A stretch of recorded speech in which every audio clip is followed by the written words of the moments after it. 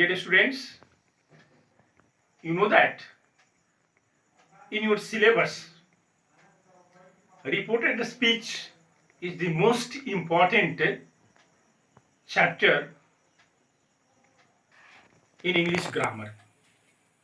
It is also known as narration. Some people say that it is also the very necessary part of your learning, in the sense that if you understand this chapter nicely and perfectly, you would be able to write the question and answer yourself. So pay your attention on the topic reported speech. First question is, what is reported speech? It is a way of report our statement. When we report the statement of the speaker in its original form, it is called direct speech. So students, you can understand that we can report the speech of any speaker in two ways, and the first way is direct speech. Direct speech is the original statement of the speaker. किसी भी speaker की जो मूल बातें होती है ना, जब हम उसी के शब्द में व्यक्त करते हैं, उसको हम लोग कहते हैं डायरेक्ट स्पीच, जिसको हिंदी में प्रत्यक्ष कथन कहा जाता है. He says I am happy. इस सेंटेंस में आई एम हैप्पी, जो कि इन्वर्टेड कॉमा से घिरा है, और ही सेज कॉमा से घिरा है, वह डायरेक्ट स्पीच है, क्योंकि स्पीकर का यह ओरिजिनल स्टेटमेंट है. ये तो डायरेक्ट स्पीच आपने समझा कि जब स्पीकर का ओरिजिनल स्टेटमेंट उसी के शब्द में रखते हैं तो उसको कहते हैं डायरेक्ट स्पीच. लेकिन जो दूसरा तरीका है इनडायरेक्ट स्पीच, जब किसी स्पीकर की ओरिजिनल स्टेटमेंट को हम हूबहू उसके शब्द में ना रखकर उसको अपने शब्द में रखते हैं, लेकिन उसके सेंस को नहीं बदलते हैं, उसके आशय को नहीं बदलते हैं, तो उसको कहते हैं indirect speech. When we report the speech of the speaker in our own words, but we don't change the sense of the speakers, then it is called indirect speech. Direct से इनडायरेक्ट करते हैं तो उसमें कुछ परिवर्तन होता है. Comma को चेंज करते हैं, उसके जगह पर आवश्यकता के अनुसार कंजंक्शन का प्रयोग करते हैं, दैट यहां लगा है, और इन्वर्टेड कॉमास को हटा देते हैं.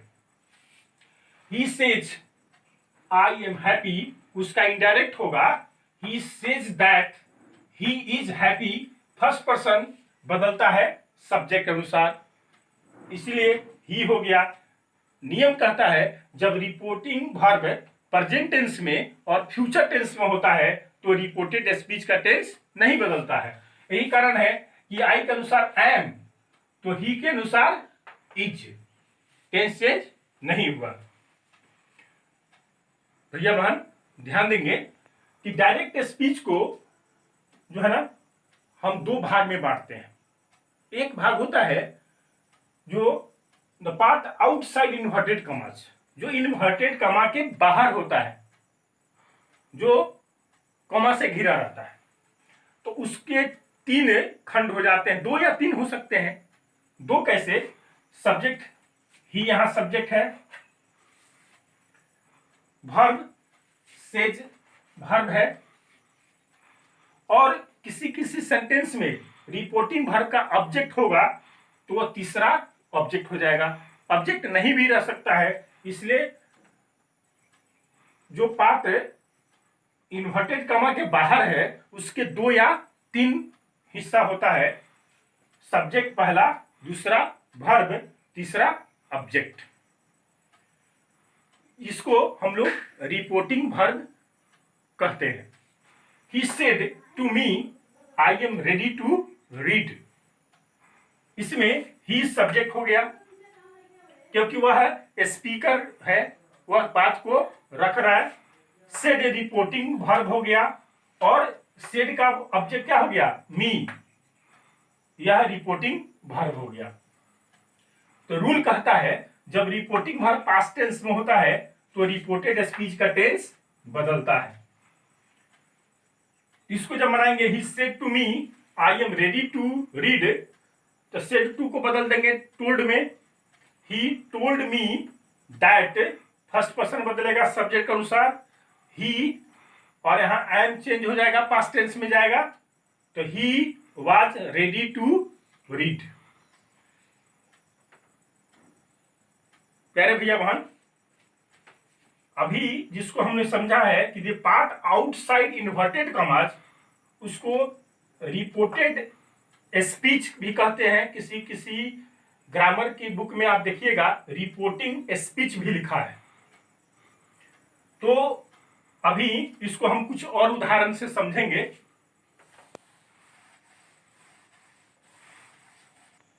द पार्ट outside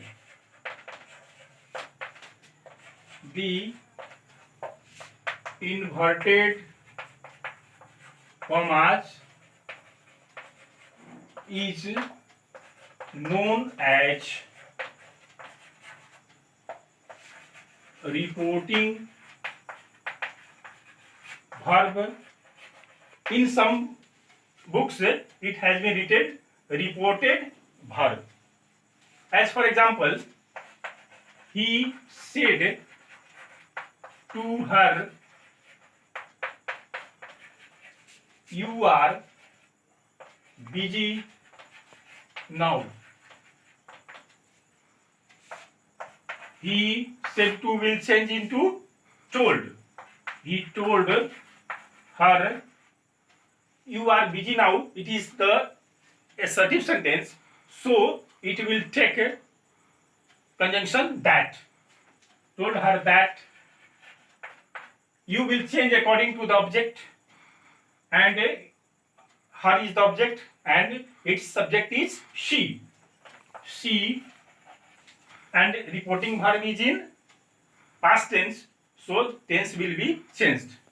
जब रिपोर्टिंग वर्ब पास्ट टेंस में रहता है तो रिपोर्टेड स्पीच का टेंस बदलता है, सेकंड पर्सन बदलता है ऑब्जेक्ट अनुसार। तो ऑब्जेक्ट हर है, उसका सब्जेक्ट क्या हो जाएगा, शी।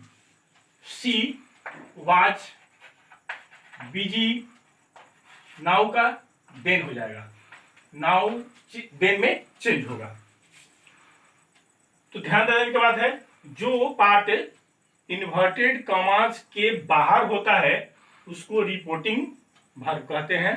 उस रिपोर्टिंग वर्ब के 2 या 3 पार्ट होते हैं। पहला पार्ट है सब्जेक्ट, दूसरा पार्ट है वर्ब और तीसरा पार्ट है ऑब्जेक्ट। जैसे सब्जेक्ट, तो हम लोग अभी देखे हैं कि रिपोर्टिंग वर्ब को चेंज करना और जो रिपोर्टेड स्पीच है उसके सेंस के अनुसार हम लोग कंजंक्शन यहां दैट का प्रयोग किया क्योंकि ये असर्टिव सेंटेंस है। फिर डायरेक्ट स्पीच का दूसरा खंड है वह B number, the part inside the inverted commas. जो इन्वर्टेड कॉमा के अंदर होता है उस पार्ट को हम लोग रिपोर्टेड स्पीच अर्थात रिपोर्टिंग स्पीच भी कहते हैं। रिपोर्टेड स्पीच, इसकी पहचान है कि यह इन्वर्टेड कॉमा से, जैसे you are busy now, you are busy now, यह रिपोर्टेड स्पीच है जो कि इन्वर्टेड कॉमा से घिरा हुआ है। मॉडर्न इंग्लिश ग्रामर में सिंगल इन्वर्टेड कॉमा चलता है। आप पुरानी किताब को देखेंगे उसमें डबल इन्वर्टेड कॉमा दिया हुआ है, डबल हो या सिंगल हो, वह मायने नहीं रखता है। आपको यहाँ समझना है, जो पार्ट इन्वर्टेड कॉमास के अंदर होता है और स्पीकर का वह ओरिजिनल स्टेटमेंट होता है, अपने आप में पूरा अर्थ रखता है, उसको हम लोग कहते हैं रिपोर्टेड स्पीच। दूसरे शब्दों में, वह क्लॉज जो स्पीकर को अपनी बात रखने में मदद करता है और अपने आप में पूरा अर्थ नहीं रखता है, उसको हम लोग कहते हैं रिपोर्टिंग वर्ब। और जो स्पीकर का मूल स्टेटमेंट होता है, अपने आप में पूरा अर्थ रखता है और इन्वर्टेड कॉमा से घिरा रहता है, उसको हम लोग कहते हैं रिपोर्टेड स्पीच या रिपोर्टिंग स्पीच। तो डायरेक्ट स्पीच के दोनों खंड को आपने समझ लिया। अब हम लोग देखेंगे कि डायरेक्ट से इनडायरेक्ट स्पीच बनाने के जो स्टेप हैं वह कौन कौन से स्टेप हैं, उसको हम लोग 6 भाग में बांट सकते हैं बहुत अच्छी तरह से समझने के लिए। तो पहला जो स्टेप होगा वह क्या होगा, उसको हम लोग देखें।